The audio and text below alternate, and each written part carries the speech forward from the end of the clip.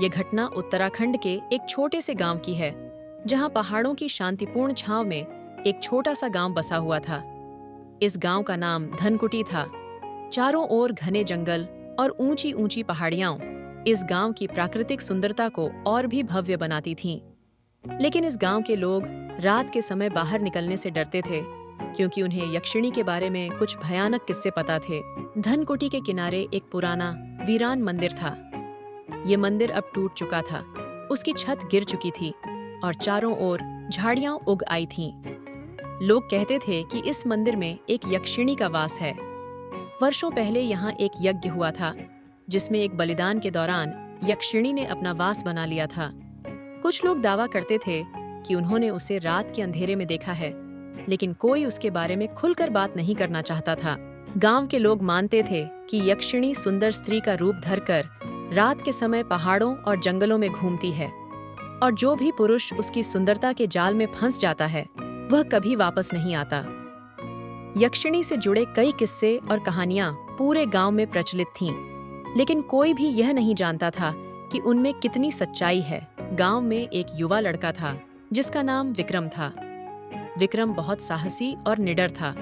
वह हमेशा उन बातों को मजाक में उड़ा देता था जिनमें डर और भूत प्रेत की कहानियां होती थीं।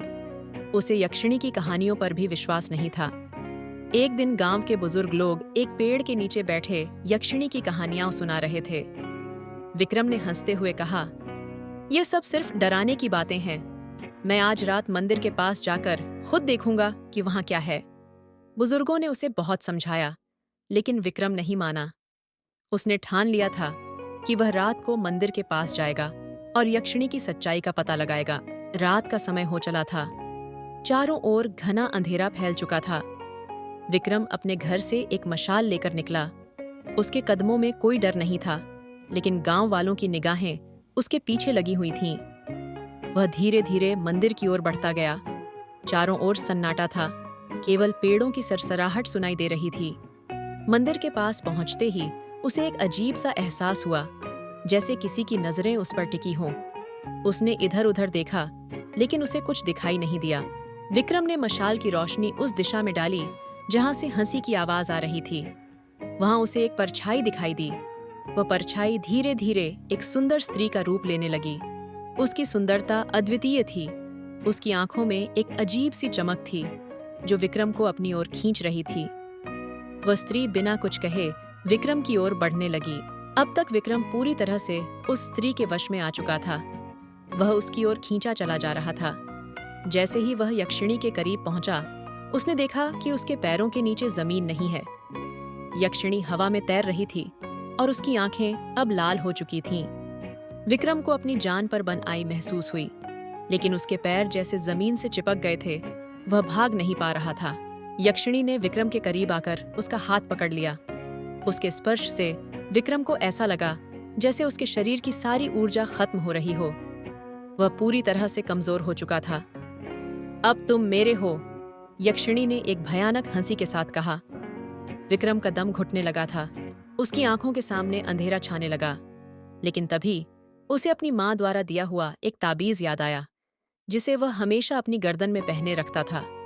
उसकी माँ ने उसे इस ताबीज को कभी न उतारने की हिदायत दी थी, ये कहते हुए कि यह उसे हर बुरी शक्ति से बचाएगा। विक्रम ने आखिरी प्रयास में उस ताबीज को अपनी मुट्ठी में कसकर पकड़ लिया और धीरे धीरे मंत्र पढ़ने लगा, जो उसकी माँ ने उसे सिखाया था। यक्षिणी ने जैसे ही यह देखा, उसके चेहरे का रंग बदलने लगा। उसकी भयानक हंसी रुक गई और वह पीछे हटने लगी। विक्रम ने हिम्मत जुटाकर और जोर से मंत्र पढ़ा। यक्षिणी ने एक भयंकर चीख मारी और अचानक अदृश्य हो गई। उसके जाते ही विक्रम जमीन पर गिर पड़ा। उसकी सांसें भारी थीं, लेकिन उसने खुद को बचा लिया था। वह किसी तरह गांव वापस पहुंचा, लेकिन उसकी हालत बहुत खराब थी। गांव के लोग उसकी हालत देखकर हैरान रह गए। उसने उन्हें पूरी घटना बताई। किसी को विश्वास नहीं हुआ कि वह यक्षिणी से बचकर वापस आ गया था। उसकी माँ ने उसे गले लगाया और कहा, "मैंने तुम्हें पहले ही चेताया था, बेटा, इन शक्तियों से दूर रहो।" विक्रम ने उस दिन के बाद कभी भी उस मंदिर का रुख नहीं किया और न ही कभी यक्षिणी का नाम लिया। गांव के लोग अब भी उस मंदिर से दूर रहते हैं, लेकिन अब वे विक्रम की बहादुरी की कहानी सुनाते हैं। विक्रम का सामना यक्षिणी से हुआ था और वह बच तो गया था, लेकिन उसकी आंखों में हमेशा के लिए उस रात की भयानक यादें रह गईं। कहते हैं कि यक्षिणी अब भी उस मंदिर के खंडहरों में भटकती है और जो भी उसकी ओर आकर्षित होता है वह उसकी जान ले लेती है।